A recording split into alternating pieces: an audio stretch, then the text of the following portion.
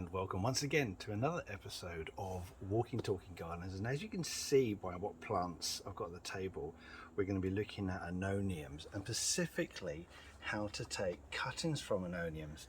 What we've got here, we've got three different varieties here. We've got Aeonium variegaata, we've got Aeonium, which I think is Schwarzkopf, or sometimes called Schwarzkopf. Do you know? Yeah. You know what Schwarzkopf means? Black widow. Don't know. Black widow. Well, you're close. Blackhead, German blackhead. And this one is Ultra-purpureum. So all of these are cultivars of Aeonium arborescens, I think. Yep. Arborescens meaning Tree-like. Fly. Knew that one. Tree-like. And this one, the Schwarzkopf, is the only one that's got a RHS Award of Merit. But It's lovely, isn't it? despite Really, that, they're all really black. all really great plants. Yeah. Now, I always ask you a question: what part of the world do Aeoniums come from? Africa. Yeah, do you know what?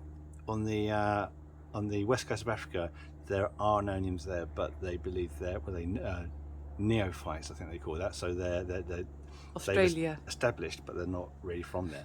Australia, no. Asia. Asia, no. Europe. Close. Yeah. Keep giving. Yes. Canary Islands. Ah. And they're endemic to Canary Islands. Endemic meaning that they are only from those areas. Not on all the islands, but don't ask me which ones have it or not. Okay. Anyway, so that's Aeoniums. Great plants. They're generally really, really good. They don't get pest or disease damage, apart from this one, which you think if you saw in an early video, it got caterpillar damage. Which that won't go away. That has to grow through that, and that'll be done. Grow to about, or the green ones, the species arborescens grows between about 1.5 meters up to 2 meters. I've not seen them that big, but I've seen them on the island. These ones, you probably get to about, you'd be lucky to get to 1 meter, really, 1/2 meter to 1 meter, possibly a bit more. But that's what you're going to get. They like free draining soil, full sun. You can keep them outside in the summer once you've hardened them off. You can't just take them out from a greenhouse or indoors and put them in full sun because they'll just scorch. So you need to gently build up the tolerance to light levels. Anyway, the key thing I want to talk to you about is how to take cuttings of Aeoniums. Now we have a cutting here. What happened there? Well, it blew off in the wind. I think we had a heavy rain, heavy wind, Yeah. snapped off. Yeah. So we've Okay. left it, that's why it's a bit flat, found it on the ground. But I'm going to take a cutting from that. Brilliant. Well, actually, I'm going to take 2 cuttings from this. Right. Key thing when taking an Aeonium cutting is remembering which way was up. Okay. So normally, well, it depends who you are. Normally, you put a diagonal. There's a diagonal cut for the base, and then a straight cut for Flat the top. one across the top. Yeah. That's the code, isn't it? All right. Horticultural code. Yeah. So what I've got a So you standard pot, regular multi-purpose compost, and it couldn't be any easier because all I'm going to do is that. Amazing. That's it, because the bottom's already calloused, so this top bit can callous in its own time.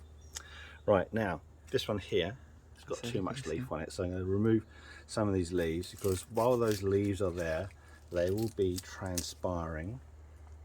Transpiring means it's losing water in order to stop itself from overheating in full sun, especially being black. So we'll take some of these off, and normally we'll let this callus for a couple of weeks, but for the purposes of today, that's really all you do. Straight in the pot. Straight in the pot. Straight in the pot. And what will happen all along the stem, you Yeah. have these advantageous roots coming out, then that will establish in the pot and the plant will start to grow again. It couldn't be easy. It really They look couldn't really be simple any because they've easier. got quite fleshy sort of stems. So it looks like they've got a lot of energy and lots of starch, a bit like a tuber, Absolutely isn't right. it? Tuberous stem. We saw them in Cactus Garden in Lanzarote, and they were so tight, so grown so hard in the sun and the heat. They didn't look like this at all. They look really tight, little Tiny. solid buttons. Yeah. So it's a succulent plant. It's designed to cope the harsh environment, and that's why they had these fleshy stems. It has all the energy and water it requires to cope with long periods of drought. Amazing. Oh, I can't wait to come back and see my free plants. Well, it's not going to happen very quick. Oh. So, so I'm going to water these in, put them in the greenhouse.